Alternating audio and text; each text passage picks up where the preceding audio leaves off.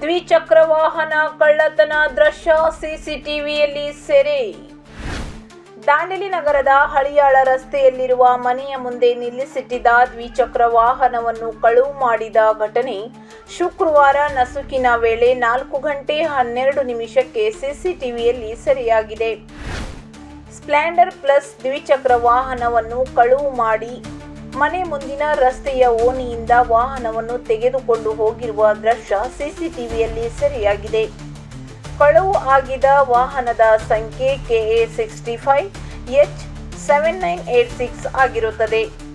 ಗಾಡಿಯ ಮಾಲಕರಾದ ಹುಸೇನ್ ಸಾಬ್ ಹಾಜಿ ಇವರು ಶುಕ್ರವಾರ ಬೆಳಿಗ್ಗೆ 9 ಗಂಟೆಗೆ ಮನೆ ಮುಂದೆ ನಿಲ್ಲಿಸಿದ ವಾಹನ ಇಲ್ಲದಿರುವುದನ್ನು ಗಮನಿಸಿ ಮನೆಯ ಅಕ್ಕಪಕ್ಕ ಸ್ಥಳಗಳಲ್ಲಿ ತಪಾಸಣೆ ಮಾಡಿ ವಿಚಾರಿಸಿದಾಗ ಮನೆ ಪಕ್ಕದಲ್ಲಿರುವ ಸಿಸಿಟಿವಿಯಲ್ಲಿ ವಾಹನ ಕಳವು ಮಾಡಿದ ದೃಶ್ಯ ಕಂಡು ಬಂದಿರುವುದರಿಂದ ನಗರದ ಪೊಲೀಸ್ ಠಾಣೆಗೆ ದೂರು ನೀಡಿದ್ದಾರೆ.